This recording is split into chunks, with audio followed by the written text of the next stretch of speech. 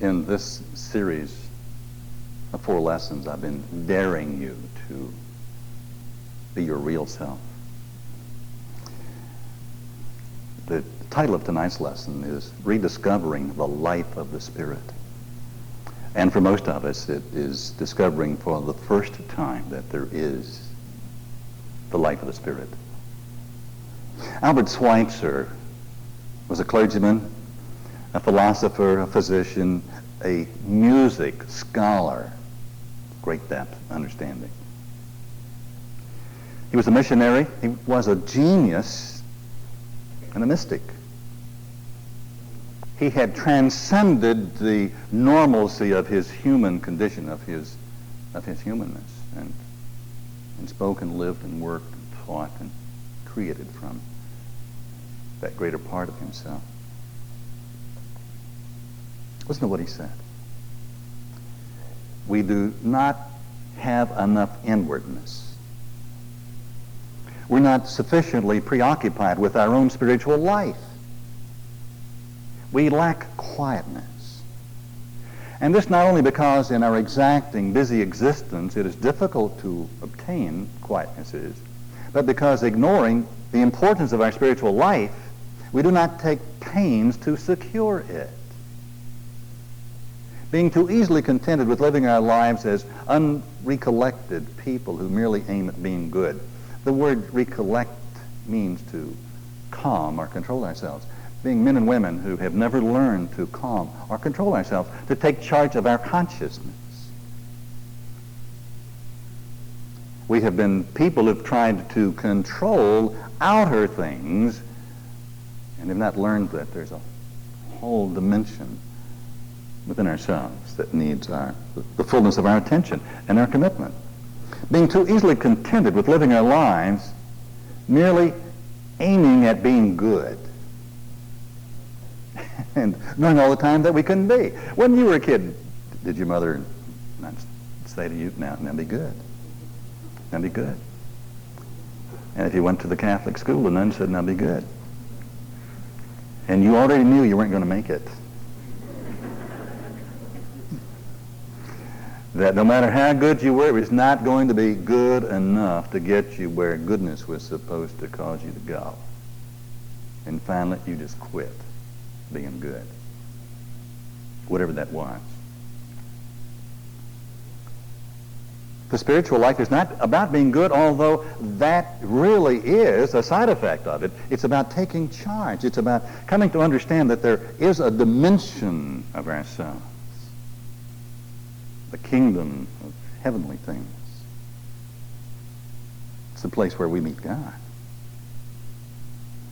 It's there.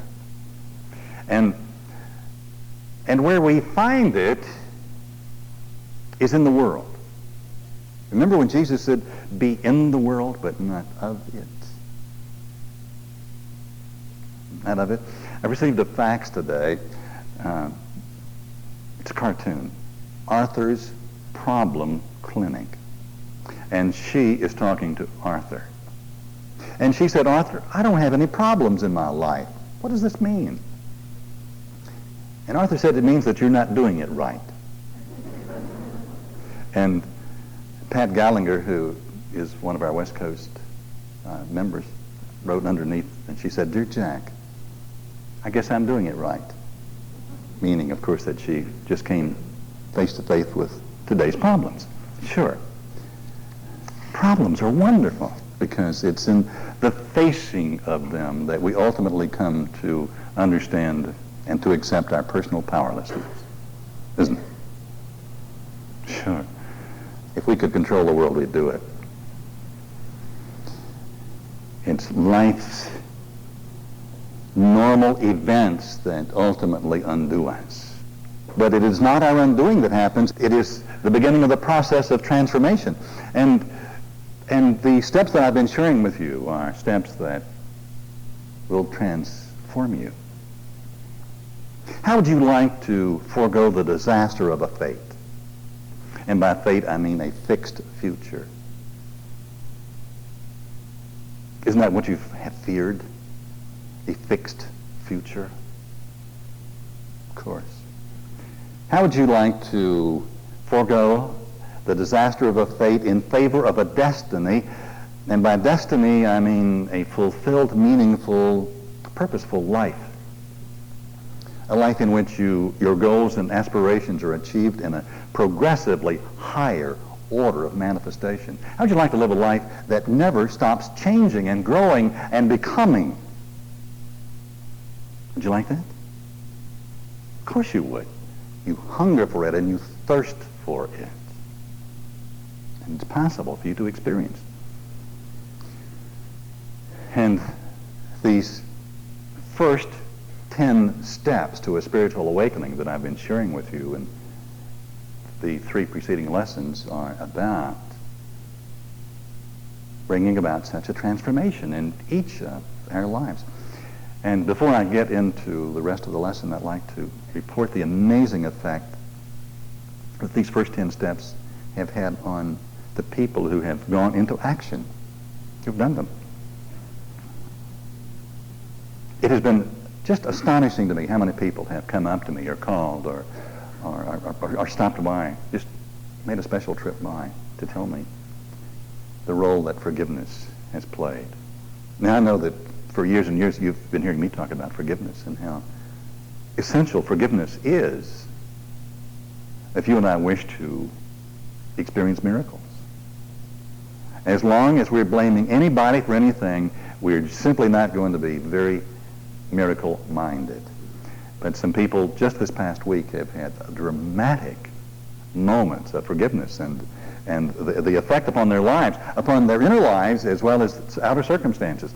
I was talking to one man who has run a substantial business for many years in a partnership, and just recently, some weeks ago, he discovered that his partner wanted out but had not told him, but had made preparations over a period of time with his attorney so that one day the buyout came and it was not in favor of my friend.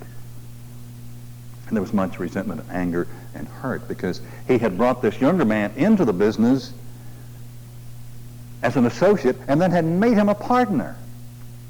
And it was like the person was a traitor. And how could he possibly forgive him? But nothing was working out right, and then he did forgive. He asked God to help him to forgive. And he said it was the most amazing way it began to unfold. And he was talking with such delight, and then he stopped in the middle of it and he said, but I still think I'm right. And then he corrected himself right in the middle of it. He said, no, it's a no-fault universe. No fault, Jack, no fault.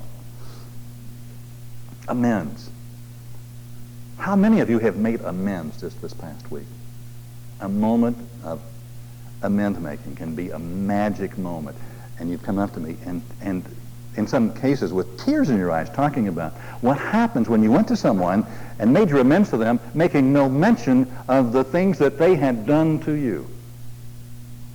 See, these principles are for us. They work for them, but they're for us. I talked to a man in the hospital today. He's facing surgery. And with the most wonderful attitude, just a remarkable attitude as the result of these principles in his life. I wish you could have felt his spirit when I spoke to him on the phone. Just astonishing. And he knows that it could not have been this way through his own unaided efforts. Early this morning I talked to Judy, whose 4-year-old daughter had brain surgery yesterday for the removal of cancer. And when I talked to her this morning, she was elated about the experience because the surgeon had told her that they thought that all of the cancer had been removed. But Judy was talking about her and her husband's attitude as they went through this experience of not being afraid, having great love but no concern. Now, it's hard to understand that because surely if you love someone, you're concerned, right, mothers? You have to worry, don't you? A what? Wrong. Your real self does not get caught up in those things, but loves and believes and reaches beyond and sees and knows and understands. And so Judy was talking about the miracle, not just that was happening with the daughter, but in her own mind.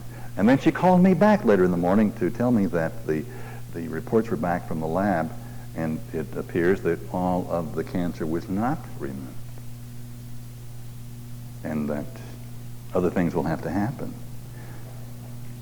Do you think her voice changed between those two calls? No, not at all. She was in the same place with the second report. The same faith, the same hope, the same excitement.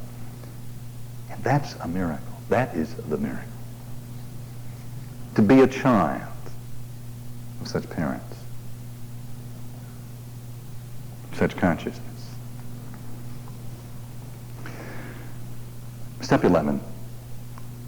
Sought through prayer and meditation to improve our conscious contact with God as we understood Him. Praying only for the knowledge of His will for us and the power to carry that out. Sought through prayer and meditation to improve our conscious contact with God. Isn't prayer an experience in which you get God on some kind of a mental telephone to tell Him what you want done? Isn't that what prayer is? Well, it's what we thought it was, isn't it? As a matter of fact, we've known so little about what prayer is. All of us know that prayer is the most effective tool that the human spirit has to change one's life, and yet we know so little about it. Now I lay me down to sleep. I pray my Lord my soul to keep. Remember that prayer? We really know about two prayers. Three prayers. That prayer and the Lord's Prayer that we pray so mechanically that we don't know what it means anymore. We're thinking about our grocery list while we're praying the Lord's Prayer. Father, who art in heaven, hallowed be thy name. The kingdom come, the will be done. It's not a prayer. You pray it that way.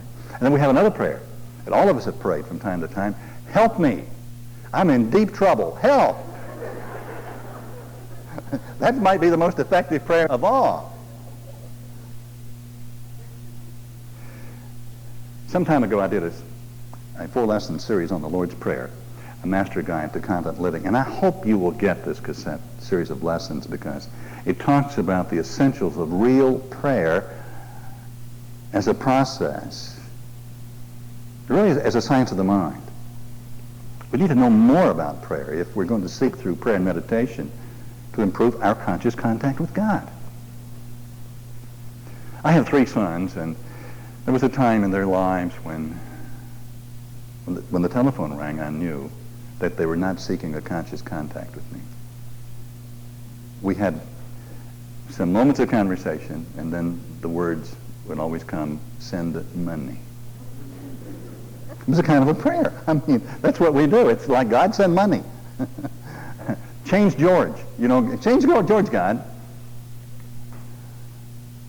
And then the time came when it was no longer that way, and when I heard from my sons, it was conversational. They called to improve their conscious contact with me.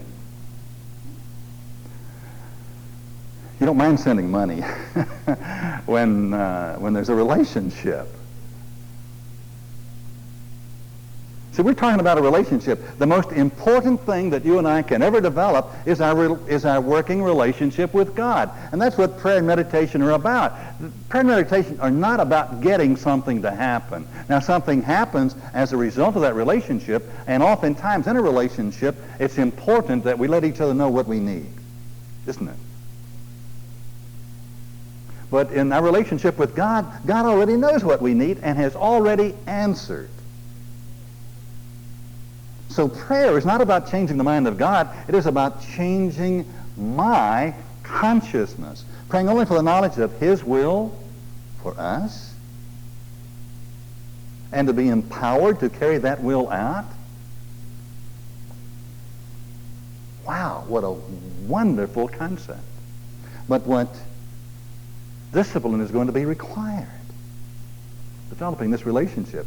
And prayer has many, many forms. Not just the formal prayer in the morning, but those moments along the way. Touching. Remembering. Had a moment of prayer in the parking lot tonight. Kathy and someone else said, "You just missed it." And I said, "What?" And they said, "The geese flying over." And so I was looking for the geese and hearing them in the distance. And it was a moment of prayer. Moment of being awed, feeling the feelings. Listen to the poem, The Secret, by Ralph Spalding Cushman. I met God in the morning when my day was at its best. And his presence came like sunrise, like a glory in my breast. All day long the presence lingered. All day long he stayed with me. And we sailed in perfect calmness over a very troubled sea. So I think I know the secret learned from many a troubled way. You must seek him in the morning if you want him through the day. Listen, with that thought in mind, to these words that come from the big book from which the 12 steps have originated. On awakening, let us think about the 24 hours ahead. We consider our plans for the day. Before we begin, we ask God to direct our thinking. In thinking about our day, we may face indecision. We may not be able to determine which course to take. Here we ask God for inspiration, an intuitive thought or a decision. We relax and take it easy. We're often surprised how the right answers come after we've tried this for a while. What used to be the hunch or the occasional inspiration gradually becomes a working part of the mind. So we're not just talking about those developing the mind that is intuitive so that occasionally we'll be able to say, well, I know where I lost it. But those occasional intuitive, inspirational hunches become a working part of the mind. We develop a mindset, a God-mindedness that is with us all through the day. But being still inexperienced and having just made conscious contact with God, it is not probable that we're going to be inspired at all times. We might pay for this presumption in all sorts of absurd actions and ideas. I've seen that happen to a lot of people, and it has occurred to me. It happened to me over the years. I have to watch myself to be certain that I'm not answering my own prayer. Nevertheless, we find that our thinking will, as time passes, be more and more on the plane of inspiration. We come to rely upon it. We're careful never to pray for our own selfish ends. Many of us have wasted a lot of time doing that, and it doesn't work. You can easily see why. You can pray for anything as long as it fits you to be of maximum service to God and the people around you. Anything. Carl Jung, the great psychiatrist, was also a mystic. This is not generally known about him because he kept that part of his life as hidden as he possibly could. He ran into enough resistance from his medical friends as it was. Listen to what he has to say. We moderns are faced with the necessity of rediscovering the life of the Spirit. We must experience it anew for ourselves. It is the only way in which we can break the spell that binds us to the cycle of biological events. And by biological events, Jung meant living events, the circumstances, the conditions, the events around us. We're so enamored with and caught up with outer things that we have forgotten the inner life of the Spirit. And that inner life has to become the most important thing in our lives, because only by taking charge of inner things do we ever control outer things. And Carl Jung went on, among all my patients in the second half of life, every one of them fell ill because he had lost what the living religions of every age have given their followers. And none of them has been really healed who did not regain his religious outlook. And religious outlook, Jung would have meant spiritual outlook. Believing in the life of the Spirit, the presence, the power, the force of the love that can change our destiny. Listen to what Harold Sherman had to say about prayer. So powerful. Prayer, to be effective, must be meaningful. Must be meaningful. You who have mastermind prayer partners, have you ever had a partner come to a meeting with a laundry list of things that they wrote out 17 different things that they wanted you to support them in, and about the third or fourth thing you quit? I mean, because, they were just shotgunning it across the board. But if in a moment in that person's life, if they were really down to something that was meaningful,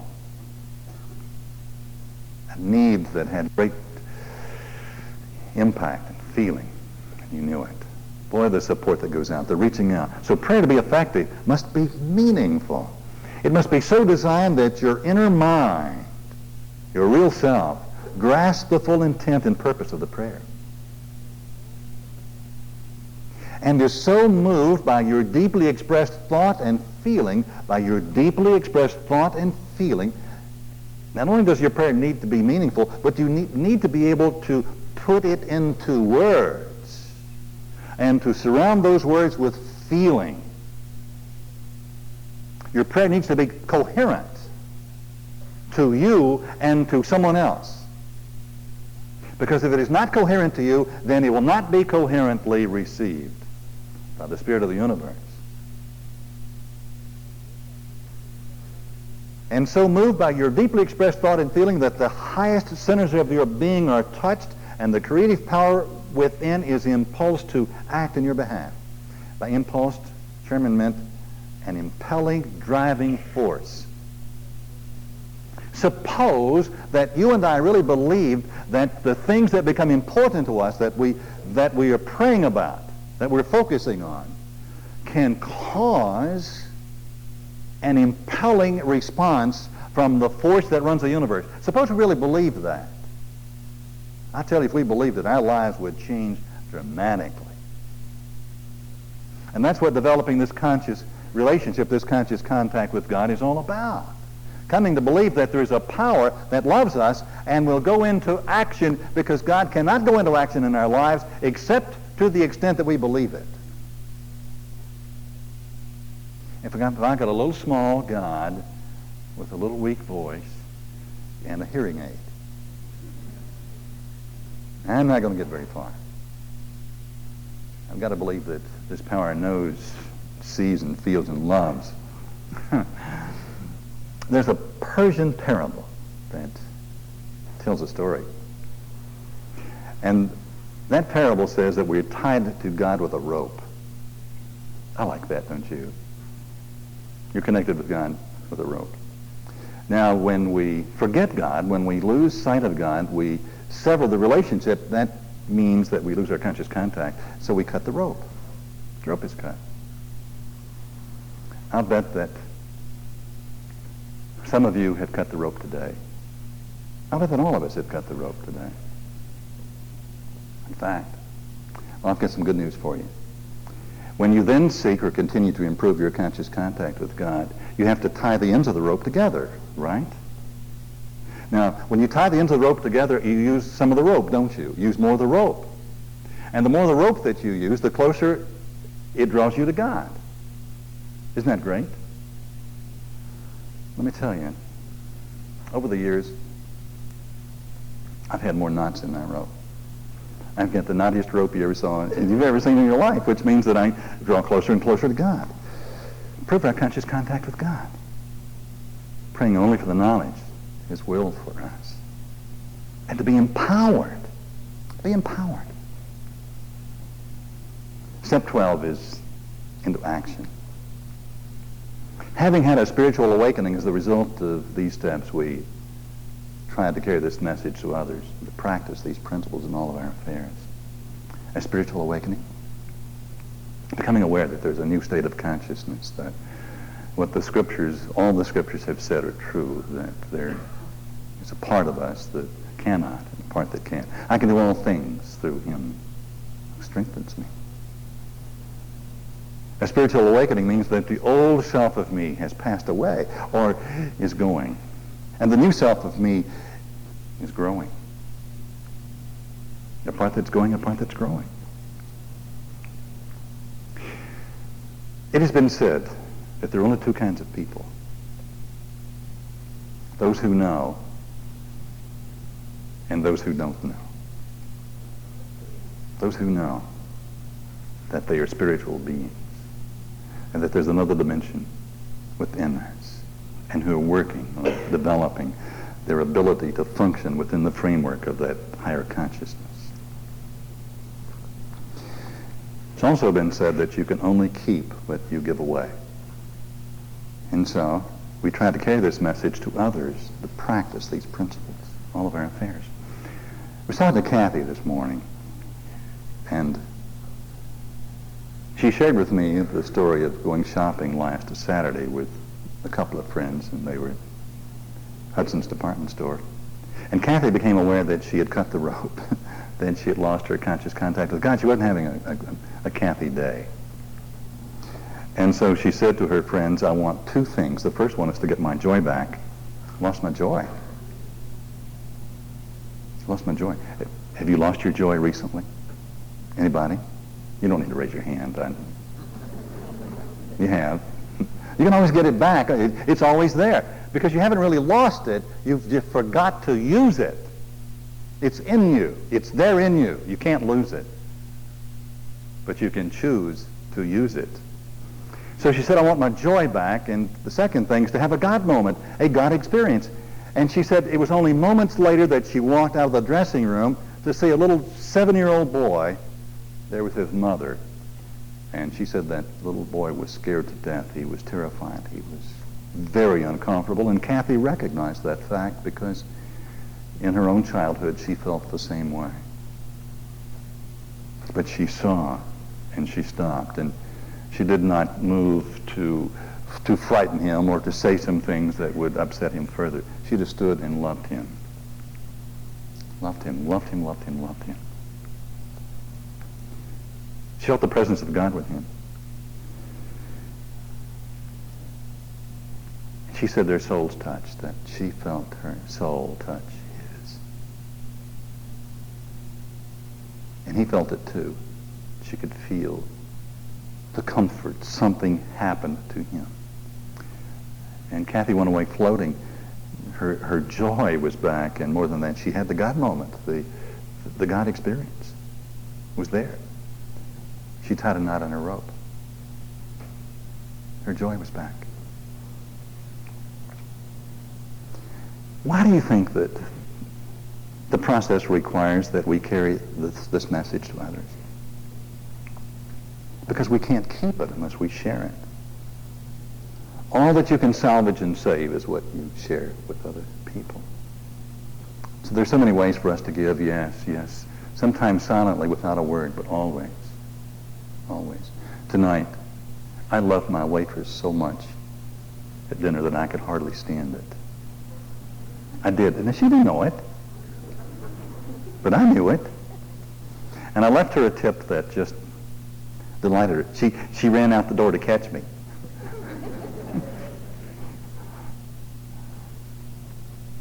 All that you can keep is what you give away. Years and years ago, when I first became involved with these principles, and it said, and practice these principles in all of my affairs. What did that mean? To sit in the yoga position and practice them? Well, yes, I spent a lot of time in meditation. But my life was not then what my life is now. It was not what I wanted my life to be. And I'd come to believe that I could change outer things by my inner attitudes. And so there was no part of my life that did not need my immediate attention. Let me tell you, I had a wonderful laboratory in which to work. I was not at a loss for opportunity to prove that spiritual principles worked in my life. For example, when I went back into the professional world, my fear was there, now recognized. It had not been recognized before. But I knew how insecure I was. I could see and measure my low self-esteem. I watched my responses. And so among the things that I would do would be to visualize myself going through a day In the morning, I would see myself going through the day, and yet I came to realize that no matter how I planned my day, it would not turn out the way I had planned it. But if I planned it and practiced these principles, it would turn out better than I could possibly have believed. And you know, it was always that way. And throughout the years, I cannot remember one single day that has worked out the way I planned it. Isn't that wonderful? But they've always worked out better than I planned when I planned them, when I turned my will and my life over to the care of God. Let's take making calls, and some of you salesmen will know what I'm talking about. I used to visualize myself getting out of my car, going into the office, being received by the receptionist and being very nice and wonderful to her, and so that I would, of course, be able to go in and see the purchasing agent or the vice president of the company, whoever it was that I was going to see. And it usually worked out that way.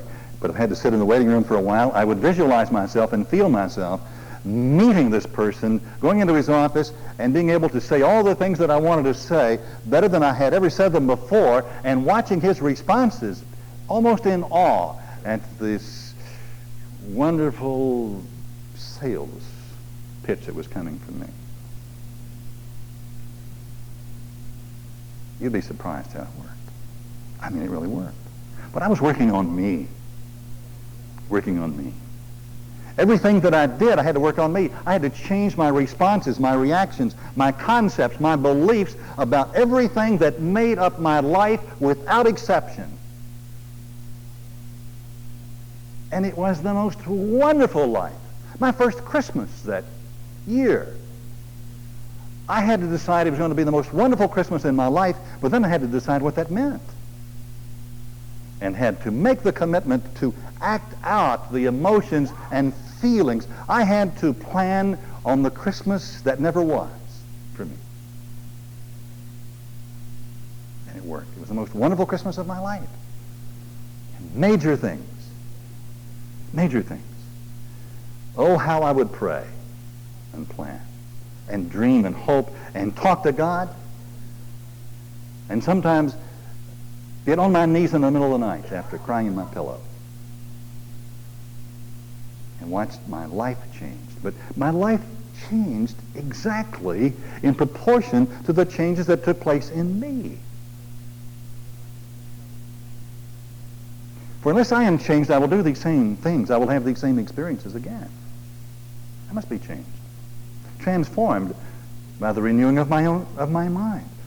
I could share with you 1,000 stories of events, wonderful events, miraculous events that took place in my life as a result of this exciting new world, this new dimension, this new reality that had come to me. I love movies like Star Wars. Have you noticed that people who go to Star Wars movies think that everything that happens is possible? The most impossible things, they just say, that's possible. What's the continuing television series? Star Trek. Well, beam me up, Charlie, of course. Yeah. Scotty. Excuse me, Scotty. Beam me up, Scotty. Did you ever doubt that Scotty was going to beam them up and that it would work? What's impossible? Only what we've decided is impossible. I believe that there's an Indiana Jones in every one of us. Don't you believe that? Absolutely, absolutely. And Indiana Jones is going to win. Even when he loses, he's going to win. I tell you, when he fell in that pit of snakes. And he didn't like snakes. But something good came out of it, didn't it? He couldn't have got where he was going without the snake pit. And you couldn't have either. Isn't that good news? The time you spent in the snake pit was marvelous. It was good for the Indiana Jones in you. Remember the movie The Last Crusade? And there was a scene toward the end, the Bridge of Faith. Remember? The chasm that he had to cross, remember? It was awesome. I'm talking about awesome. He had to go forward, but he could not. He couldn't get across. Remember, the camera looked down, and he said, "Ooh." And his assignment was to step out on faith. to step out on faith. But there was nothing there. There was nothing visible. There was nothing that he could step on. He could have gone back and saved his own life, but he had to go forward, because unless he did, his father would have died.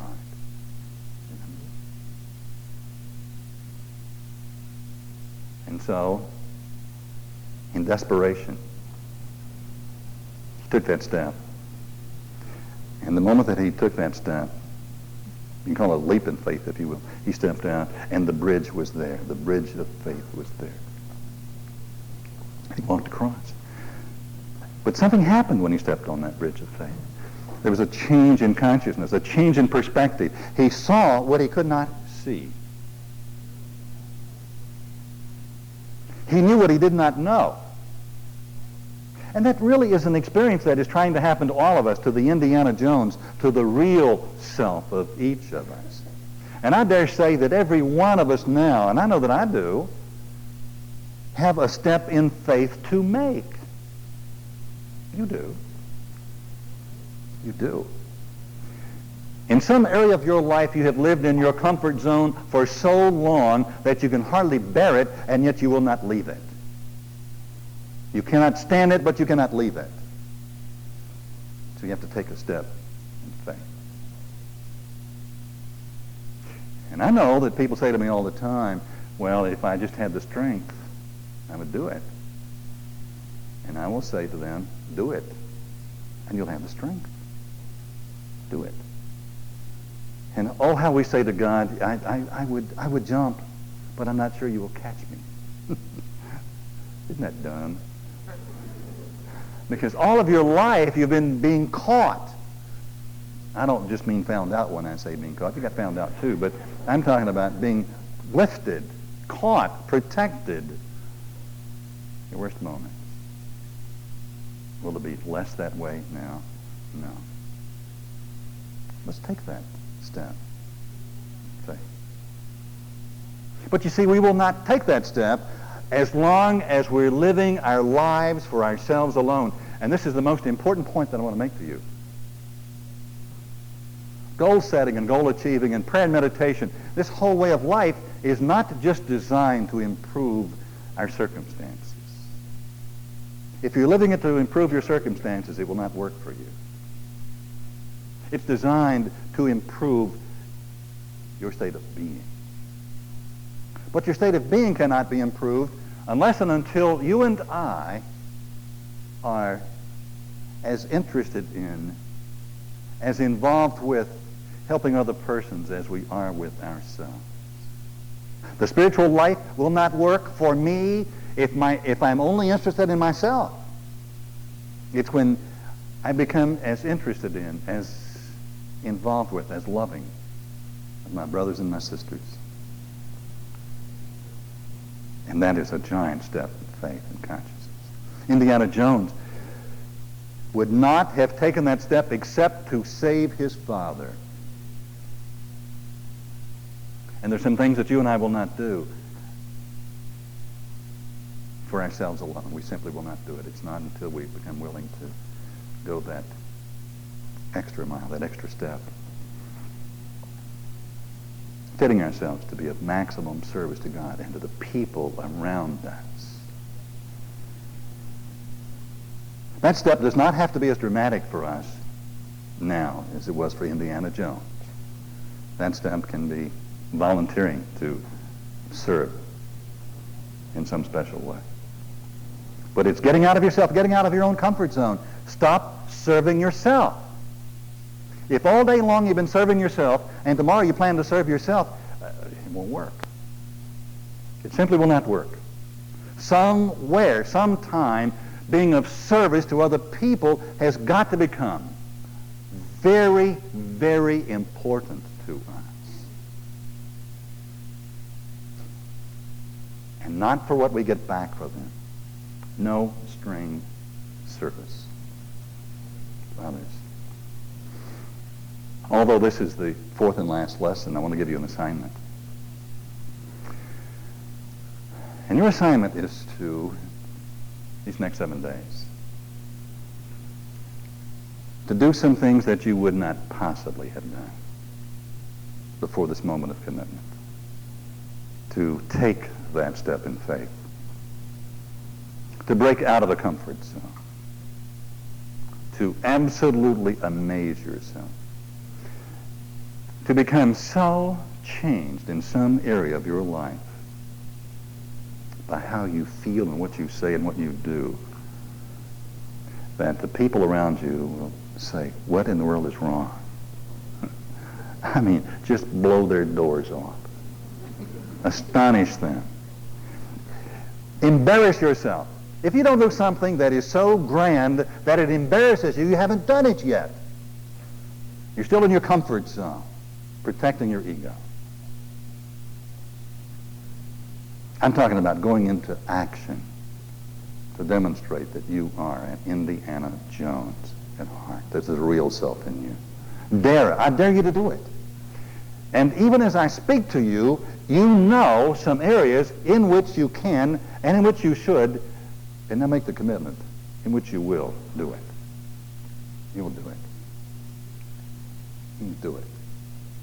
And once you start, you will never be able to stop doing. I'll tell you, you'll never be able to stop. As long as you live, you can't stop. Because as long as you live, the more you do it, the more you will feel the presence and the power of God. You will be empowered to do these things that need to be done by you.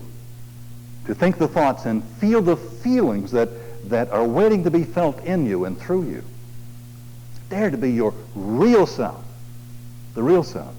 Listen to what Gibran said in The Prophet on prayer. Our God, who art our winged self, it is thy will in us that will it. It is thy desire in us that desireth. It is thy urge in us that would turn our nights which are thine into days which are thine also. The darkness into the light. We cannot ask thee for aught, for thou knowest our needs before they are born in us. Thou art our need. And in giving us more of thyself, thou givest us all. But the Spirit that giveth us all requires that we give ourselves. The circle cannot be broken with us.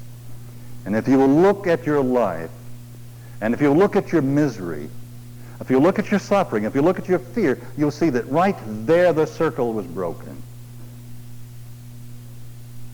And the Spirit that gives all of itself to us requires that we give all of ourselves to it. But we cannot give ourselves to it except that we give ourselves to each other. To each other. With love. The only thing that you can keep is what you give away. And the greatest thing that you have to give is your real self. Not dare you to do it. And that's the way it really is. God bless.